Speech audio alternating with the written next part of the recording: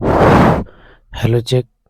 तो चलिए आज हम क्लास 10वीं के फिजिक्स से प्रकाश का परावर्तन और अपवर्तन चैप्टर का ऑब्जेक्टिव करने जा रहे हैं। तो आप तमाम विद्यार्थी इससे जुड़े रहें।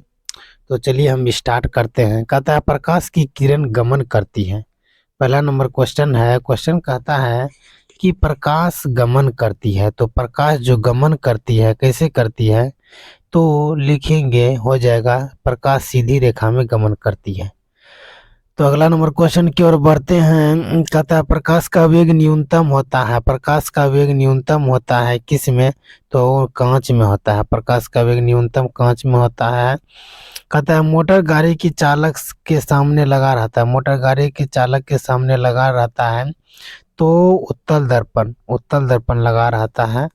कहता है मोटर कार के हेडलाइट में किसका प्रयोग किया जाता है, तो अवतल दर्पण का प्रयोग किया जाता है। अवतल दर्पण का प्रयोग किया जाता है। कहता है समतल दर्पण द्वारा बना प्रतिबिंब होता है। समतल दर्पण के द्वारा बना प्रतिबिंब काल्पनिक होता है। समतल दर्पण के द्वारा बना प्रतिबिंब कैसा होता है, काल्पनिक होता है।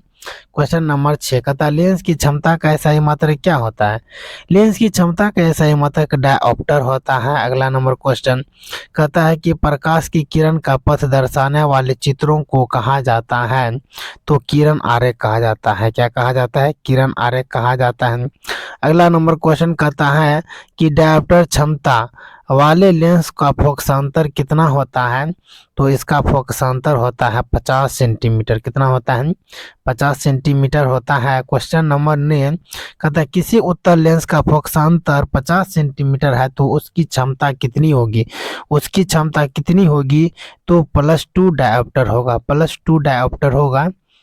अगला क्वेश्चन कहता है प्रकाश की किरणें के समूह को क्या कहते हैं। प्रकाश की किरणें के समूह को हम क्या कहते हैं, तो प्रकाश की किरणें के समूह को हम किरण पुंज कहते हैं।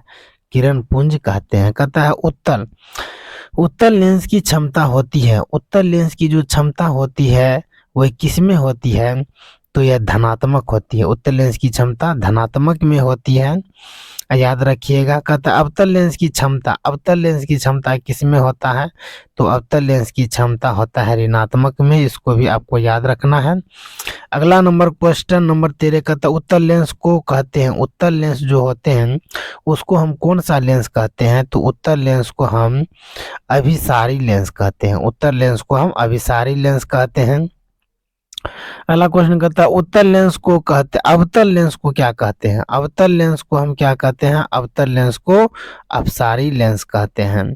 क्वेश्चन नंबर 15 कहता है निम्नलिखित में से कौन सा पदार्थ लेंस बनाने के प्रयुक्त नहीं किया जाता है। कौन से पदार्थ को हम लेंस के प्रयोग लेंस बनाने में नहीं करते हैं, तो यह हो जाएगा मिट्टी। मिट्टी को हम लेंस बनाने में प्रयोग नहीं करते हैं। कहता है किस दर्पण से हमेशा वस्तु से छोटा प्रतिबिंब प्राप्त होता है, तो उत्तल दर्पण। उत्तल से हमको जो है छोटा प्रतिबिंब प्राप्त होता है। क्वेश्चन नंबर 17 कहता है किस दर्पण से वस्तु बड़ा प्रतिबिंब होता है। किस में बड़ा प्रतिबिंब बनता है, तो अवतल दर्पण में बड़ा प्रतिबिंब बनता है। अगला नंबर क्वेश्चन कहता है प्रकाश के परावर्तन के कितने नियम है। प्रकाश के परावर्तन के 2 नियम है। प्रकाश के परावर्तन के 2 नियम कहते हैं कि अगला नंबर क्वेश्चन कहता है जब प्रकाश की किरण हवा से कांच में प्रवेश करती है तब वो मुड़ जाती है।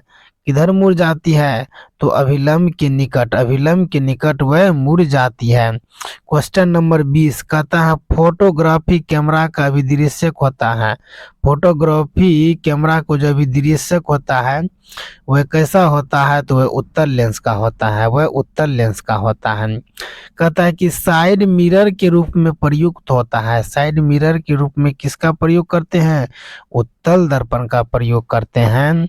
अगला नंबर क्वेश्चन एक अवतल दर्पण की फोकस दूरी 10 सेंटीमीटर है। कितना है, 10 सेंटीमीटर है, तो उसकी वक्रता त्रिज्या कितनी होगी, तो उसकी वक्रता त्रिज्या हो जाएगा 20 सेंटीमीटर। उसकी वक्रता त्रिज्या 20 सेंटीमीटर हो जाएगा। कहता है निर्गत किरण एवं अभिलंब के बीच के कोण को हम क्या कहते हैं? क्या कहते हैं? तो निर्गत कोण कहते हैं। क्या कहते हैं? निर्गत कोण कहते हैं। कहता है सरल सूक्ष्मदर्शी किसका उपयोग होता है? सरल सूक्ष्मदर्शी में किसका उपयोग करते हैं? तो उत्तल लेंस का प्रयोग करते हैं। उत्तल लेंस का प्रयोग करते हैं। क्वेश्चन नंबर आगे कहता है किस लेंस के द्वारा सिर्फ काल्पनिक प्रतिबिंब बनता है? तो अवतल लेंस के द्वारा सिर्फ काल्पनिक प्रतिबिंब बनाया जाता है। अगले नंबर क्वेश्चन कहता है कि परावर्तन के नियम से निर्धारित होता है। परावर्तन के नियम से क्या निर्धारित होता है? कि परावर्तन कोण और अपवर्तन कोण, परावर्तन कोण बराबर अपवर्तन कोण होते हैं। क्वेश्चन नंबर 27 कहते हैं कि काल्पनिक प्रतिबिंब होता है। काल्पनिक प्रतिबिंब कैसा होता है? तो काल्पनिक प्रतिबिंब सीधा होता है। कैसा होता है? सीधा होते हैं। कहता है अगला नंबर क्वेश्चन लेंस में मुख्य फोकस की संख्या कितनी होती है? लेंस में फोकस की संख्या 2 होती है। क्वेश्चन नंबर 29 कहता है सर्च लाइट का परावर्तक सतह होता है। सर्च लाइट का परावर्तक सतह होता है अवतल। कैसे होते हैं? अवतल होते हैं। कहता है दाढ़ी बनाने में कौन सा दर्पण प्रयुक्त होता है? दाढ़ी बनाने में हम अवतल दर्पण का प्रयोग करते हैं। कहता है एक उत्तल लेंस की क्षमता 1 डायोप्टर है तो उस लेंस की फोकस दूरी कितनी होगी? उस लेंस की फोकस दूरी प्लस 100 सेंटीमीटर हो जाएगा। कहता है कि किसी गोलीय दर्पण तथा किसी पतले गोलीय लेंस दोनों की फोकस दूरी -15 सेंटीमीटर है। दर्पण तथा लेंस संभवतः है क्या हो जाएगा? तो ये दोनों अवतल होगा। क्या होगा? दोनों अवतल हो जाएंगे। अगला नंबर क्वेश्चन कहते हैं कि प्रकाश के अपवर्तन के कितने नियम है? प्रकाश के अपवर्तन के 2 नियम है। क्वेश्चन नंबर 34 कहता है किसी माध्यम के अपवर्तनांक का मान क्या होता है? साइन आई बटे साइन आर होता है। ऑप्शन नंबर ए सही हो जाएगा। साइन आई बटे साइन आर होता है। कुछ नंबर कहता है एक उत्तल लेंस होता है। उत्तल लेंस कैसा होता है? एक उत्तल लेंस होते हैं किनारे की अपेक्षा बीच में क्या होते हैं? मोटा होता है। क्वेश्चन नंबर 36 कहता है कि उत्तल लेंस का आवर्धन बराबर होता है। उत्तल लेंस के आवर्धन बराबर होता है V/U। क्वेश्चन नंबर 37 कहता है गोलीय दर्पण में फोकसांतर एवं वक्रता त्रिज्या के बीच संबंध को हम क्या कहते हैं? तो इसके संबंध को हम कहते हैं R/2F। R/2F। Question number 38 solar cooker में प्रयोग होता है। सोलर कुकर में हम किसका प्रयोग करते हैं? तो अवतल दर्पण का प्रयोग करते हैं। क्वेश्चन नंबर 39 कहते हैं कि उत्तल लेंस से बना प्रतिबिंब होता है। उत्तल लेंस से जो बना प्रतिबिंब होता है वह होता है वास्तविक और उल्टा। वास्तविक और उल्टा। अगला नंबर क्वेश्चन उत्तल लेंस में जब बीम F और 2F के बीच रखा जाता है तब बना प्रतिबिंब कैसा होता है? तो तब बना प्रतिबिंब होता है बड़ा और वास्तविक। बड़ा और वास्तविक हो जाएगा। क्वेश्चन नंबर 41 कहता है दो वक्रीय पृष्ठ से घिरे ठोस माध्यम को हम क्या कहते हैं? तो उस माध्यम को गोलीय लेंस कहा जाता है।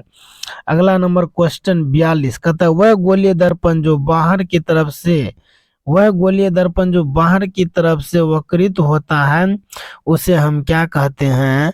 तो उसे हम कहते हैं उत्तल दर्पण। क्या कहते हैं? उत्तल दर्पण कहते हैं। क्वेश्चन नंबर 43 कहता है गोलीय दर्पण के परावर्तक पृष्ठ के केंद्र को दर्पण का कहा जाता है। क्या कहा जाता है? तो ध्रुव कहा जाता है। ध्रुव कहा जाता है। क्वेश्चन नंबर 44 कहता है किसी लेंस द्वारा उत्पन्न आवर्धन का एसआई मात्रक क्या होता है? तो आवर्धन का एसआई मात्रक नहीं होता है, मात्रक विहीन हो जाएगा।